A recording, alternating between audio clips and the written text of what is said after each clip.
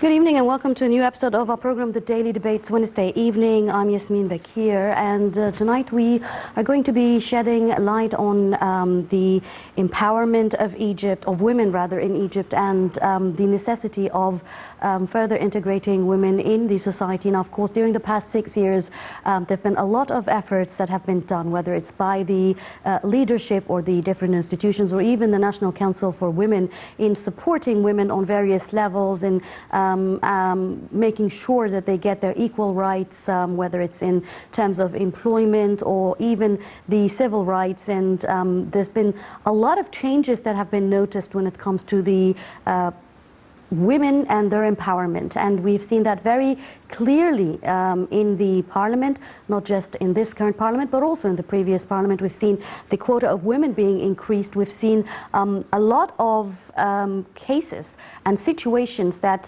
have been supporting women further taking a different leap. Now we're going to be talking about empowerment of women in Egypt and of course towards a better or further new development paradigm. But of course, let's take a look first at the top stories before we dive into our topic this evening.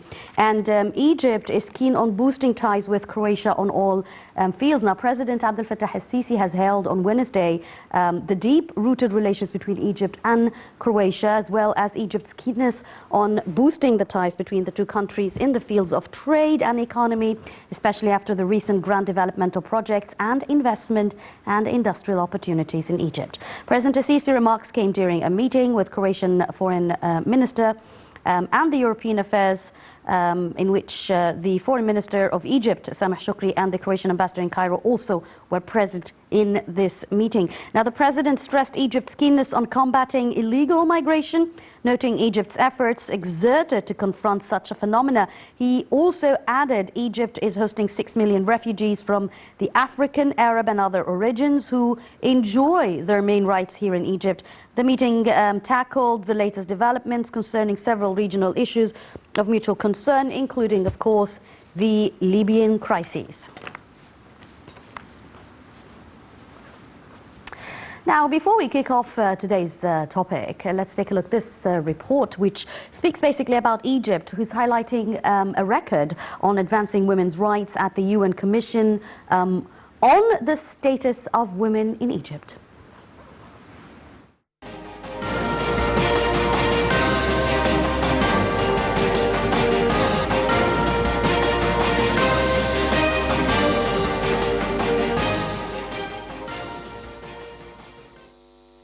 Egypt's National Council for Women, the NCW, and the Permanent Mission to the United Nations in New York represented the country in the 65th session of the UN Commission on the Status of Women, the CSW 65, launched virtually in New York and set to take place over 2 weeks. The session is held under the theme Women's Full and Effective Participation in Decision-Making in Public Life, as well as the elimination of violence for achieving gender equality and the empowerment of all women and girls.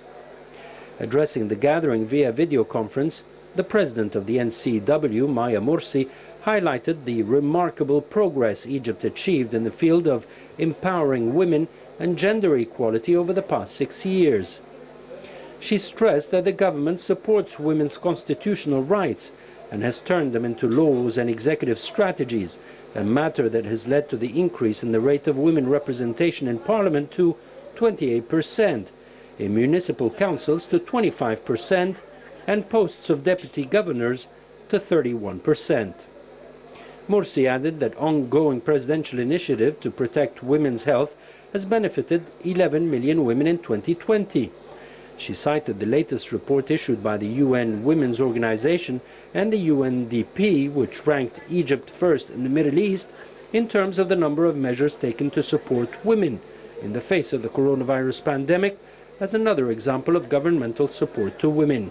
Egypt's permanent representative to the United Nations, Mohammed Idris, said the country is keen on taking part in the CSW's activities, since it is the most important international forum and gathering to discuss women's empowerment issues. He added that this year's session gains prominence as the first to be held 25 years following the adoption of the Beijing Declaration and Platform for Action on the Advancement of Women. The Beijing Declaration is a document adopted in 1995 that embodies the commitment of the international community to achieve gender equality and to provide better opportunities for women and girls.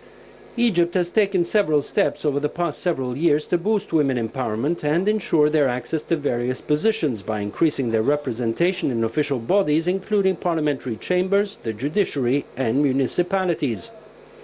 Earlier this month, Egypt's President Abdel Fattah el-Sisi called to allow women to become members of the State Council and the public prosecution.